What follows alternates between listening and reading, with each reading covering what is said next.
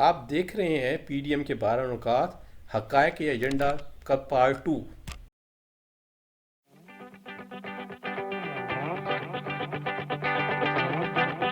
مدد نفاذ اور پارلیمنٹ کا سپریم ہونا اور پارلیمنٹ کا خود مختار ہونا اور اسٹیبلشمنٹ کا اور مداخلت کو روکنا۔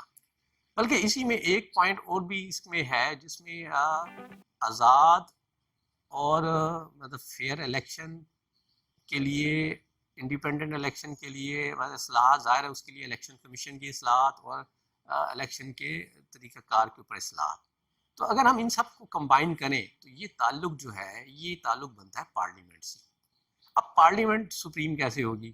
پارلیمنٹ میں لوگ ہیں، پارلیمنٹ میں سیاستدان ہیں۔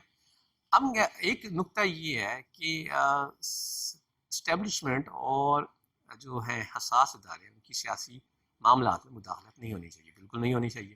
اب پوائنٹ تو یہ ہے، اس مداخلت اگر ہوتی ہے تو اس مداخلت میں سامنے فرنٹ پہ کون ہوتا ہے؟ اب سیاستدان ہوتے ہیں۔ مطلب اگر میاں صاحب نے بڑا مسئلہ ڈالا کہ جی ان کی بلوچستان میں اسمبلی میں تھی، وہ وہاں سے ان کی حکومت سی ایم کو ہٹا دیا گیا، تو وہ اس کے لیے اس میں غیر مطلب سیاسی اداروں کی مداخلت تھی۔ تو جناب والا صاحبو، میرے ناظرین، تو اس میں بھی تو سیاستدان ہی آئے تھے نا۔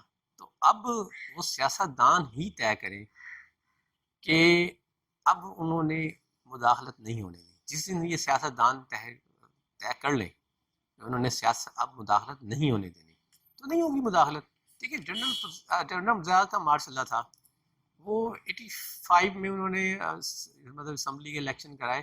اس اسمبلی میں ان کے جو دور میں کچھ ایکٹ ہوئے تھے، جو چیزیں تھیں ان کو توثیق کی، اس کے نتیجے میں ایک پیکج کے تحت 8ویں ترمیم بھی آئی تھی، تو پارلیمان نے کی تھی نا۔ اچھا، اس کے بعد جنرل پرویز مشرف جو ہے 1999 میں آئے، انہیں 3 سال کے لیے سپریم کورٹ آف پاکستان نے یہ مینڈیٹ دیا کہ جی چلیں آپ اپنا 3 سال کے لیے حکومت چلائیں، اور اس عرصے میں آپ کو ضروری قانون سازی کرنی ہے اس کو آپ کریں۔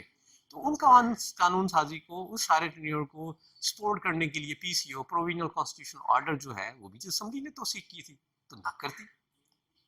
اچھا، لیکن جب پرویز مشرف نے 1999 میں کہ پرویز مشرف نے جب 2008 میں جو ایمرجنسی پلس لگائی تھی جس میں انہوں نے ججز کو غیر مؤثر کیا تھا، اس کی توثیق پارلیمان نے نہیں کی۔ تو دیکھیں آپ یہاں سے پھر آپ نے اسٹیبلشمنٹ کو یا غیر سیاسی جو ادارے ہیں ان کو مداخلت سے روک دیا نا۔ اسی بیس پہ پرویز مشرف صاحب کے خلاف جو کیس چلا، اور وہ اسی وجہ سے اس ملک سے وہ ابھی تک وہ باہر ہیں۔ تو آپ نے جس دن سیاستدانوں نے طے کر لیا نا، تو یہ آپ طے کر لینا کہ آپ حصے دار نہیں بنیں گے، تو پھر پارلیمنٹ بھی آزاد ہو جائے گی اور آئین بھی مطلب سپریم ہو جائے گا اور اس کا نفاذ ہو جائے گا، اور اسٹیبلشمنٹ کی مداخلت بھی رک جائے گی۔ اب چلیں اور بھی نقطے دیکھتے ہیں، پھر پی ڈی ایم کے مطالبے کی طرف آتے ہیں۔ 5واں نقطہ جو تھا کہ وہ یہی الیکشن سے تھا، جس کا پہلے آلریڈی ذکر ہوگا۔ چھٹا یہ ہے کہ لوگوں کو سیاسی اور جو بنیادی حقوق ہیں ان کا تحفظ اور ان کی ضمانت۔ بالکل صحیح ہے، عوام کو سیاسی اور مطلب بنیادی حق ہے، اس میں جو ان کے حقوق ہیں ان کو ملنے چاہیے۔ تو 8واں نقطہ ہے لوکل باڈیز کے الیکشن کا قیام اور ایک مؤثر سسٹم۔ یہ بھی بالکل اچھی بات ہے۔ اب ایک تلمیہ یہ ہے کہ ہمارے ہاں جو اسٹیبلشمنٹ کے زیر اثر یا جو غیر جمہوری دور ہیں ان میں تو بلدیاتی الیکشن قائم دائم رہے، اور جب یہ آ جاتا ہے جمہوری دور تو سب سے پہلے قدغن جو ہے، سب سے پہلے جو ہے جو پر کاٹے جاتے ہیں وہ جاتے ہیں بلدیاتی اداروں کے۔ تو خان صاحب کی حکومت کا بھی یہ ویو ہے کہ وہ بلدیاتی، تو ٹھیک ہے، اب خان صاحب بھی کرنا چاہ رہے ہیں تو اپوزیشن کا بھی یہ مطالبہ ہے، تو ٹھیک ہے، اس مطالبے پہ وہ جائیں اور ان سے بات کریں کہ اس ملک میں چاروں صوبوں میں۔ اب دیکھیں ایک سب سے بڑا المیہ دنیا بھر میں بلدیاتی الیکشن جو ہیں وہ لیڈرشپ کے لیے نرسری ہیں، وہیں سے لیڈر ڈیولپ ہوتے ہیں، وہاں سے لیڈر آتے ہیں۔ پاکستان میں اب جو ہماری جتنی بھی ایک تو بات کریں تو جتنی بھی جمہوری پارٹیاں ہیں وہ جمہوری صرف باہر سے ہیں، اندر تو کوئی جمہوریت نہیں ہے، کیونکہ پارٹی کی جو صدارت ہے یا چیئرمین شپ جو ہے وہ تو ایک موروثیت کا حامل ہے۔ پاکستان میں صرف ایک جماعت اسلامی ہے جس میں موروثی سسٹم نہیں ہے. ان کا امیر جو ہے وہ اس کو ایک طریقہ کار کے ساتھ ایک شورا جو ہے اس کا انتخاب کرتی ہے. ادروائز سب پارٹیاں چاہے وہ مذہبی سیگمنٹ سے ہیں, سیاسی ہیں یا لسانی بیسس میں, ان ساروں میں موروثیت چل رہی ہے. تو دنیا بھر میں بلدیاتی الیکشن جو ہے وہ جو ہے استنبول کے میئر سے اٹھ کے آئے تھے. اسی طرح ایران کے جو صدر تھے محمود نیاد, وہ بھی تہران کے میئر رہے ہیں. تو جو خاص طور پہ یہ بلدیاتی ہے سیاست, یہ تو ایک نرسری ہے, یہ تو لیڈرشپ فراہم کرتی ہے. ہمارا آپ دیکھیں میاں صاحب نے ہے ڈائریکٹ آئے, انہوں نے صوبائی اسمبلی کا الیکشن لڑا تھا, پھر وہ صوبائی اسمبلی میں رہے, سی ایم رہے, پھر وہ قومی اسمبلی کا الیکشن لڑا, وہ پھر وزیر بن گئے. ان کو بلدیاتی اچھا. اب میاں شہباز شریف بھی ایسے آئے. اب یہ پارٹی اچھا مریم نواز صاحبہ ہے, ان کا کوئی ایکسپوجر نہیں. اسی طرح بلال بھٹو زرداری کا بھی کوئی بلدیاتی سیاست کا بلکہ کسی پولیٹیکل سیاست کا ڈائریکٹ ایکسپوجر نہیں ہے. وہ انہیں جو ہے ایز اے چیئر پرسن کے طور پہ پارٹی میں آئے. اچھا عمران خان صاحب بھی انہوں نے جو سیاست کی وہ انہوں نے نیشنل لیول کی سیاست پہ مدد حصہ لیا, یعنی قومی اسمبلی کے الیکشن کے لیے. بلدیاتی کا بھی ان کا بھی ایکسپوجر نہیں ہے. اس طرح مطلب بہت سارے پاکستان میں ہمارے یہاں جو لیڈران ہیں, جو پارٹی چیئرمین ہیں, پارٹی پریزیڈنٹ ہیں یا امیر ہیں, تو ان کا نیچے ڈاؤن دا لائن وہ نہیں ہے.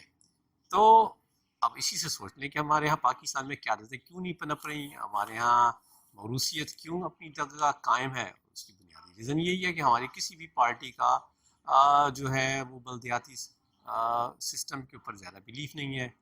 تو پی ڈی ایم کا یہ اگر اس پہ واقعی سیریس ہے تو خان صاحب سے اس موضوع پہ بات کریں. اس میں ایک اور پوائنٹ, صوبوں کی آزادی اور ان کے حقوق اور 18ویں ترمیم کا تحفظ. جی صوبوں میں ظاہر ہے جی بالکل بیسیکلی صوبوں میں 18ویں ترمیم میں کافی ساری چیزیں دی گئی ہیں. اب کووڈ کے حوالے سے جب یہ مسائل آئے تو اس میں دیکھا گیا کہ کچھ بہت ساری جگہوں پہ کوارڈینیشن کا فقدان نظر آیا. وہ چیزیں صوبے بہتر انداز میں نہیں کر رہے. تو ایک بہرحال ایک اسٹیبلشمنٹ میں اور کچھ سرکلز میں یہ تاثر بڑھ رہا ہے کہ 18ویں ترمیم میں جو صوبوں کے پاس اختیارات ہیں یا جو کچھ شعبہ جات دیے گئے ہیں جن میں کلیت نظم تعلیم کا ہے اور زراعت ہے, زراعت کے حوالے سے جو کرائسس آ رہے ہیں, تو اس میں ایک تھوڑا سا یہ کنسنسس بلڈ ہو رہا ہے کہ اس میں کچھ چیزوں کو وفاق کی شیئرنگ ہونی چاہیے. تو بہرحال اس پہ کوئی 18ویں ترمیم کوئی ایک حرف آخر نہیں ہے اور نہ یہ کوئی اناقہ مسئلہ ہے. اگر ان کو واقعتاً دیکھنا چاہیے, صرف 18ویں ترمیم کے اوپر زور ڈالنا امپورٹنٹ نہیں ہے. یہ دیکھنا ہے کہ آیا سسٹم کیا صوبوں نے کو جو ملے اختیارات, انہوں نے ان اختیارات کا کیا استعمال کیا. جیسے پاور ڈیولپمنٹ کے حوالے سے تھا کہ بجلی کے حوالے سے جو یہ پروڈکشن کے تھے, جہاں گیس ملتی ہے وہ گیس یوٹیلائز کریں, مثال ہے جہاں پن بجلی ہے, جہاں پون بجلی یعنی جو ونڈ پاور ہے اس کا ہے. تو اگرچہ اس پہ کچھ چیزیں ہوئی ہیں لیکن وہ شاید صوبے ہمارے نیچے اتنی نہیں رکھتے وسائل, یا وہاں اتنی مین پاور نہیں ہے, وہاں ایکسپرٹیز نہیں ہے. تو وہ اس پہ ہے ضرورت دیکھنے کی ہے.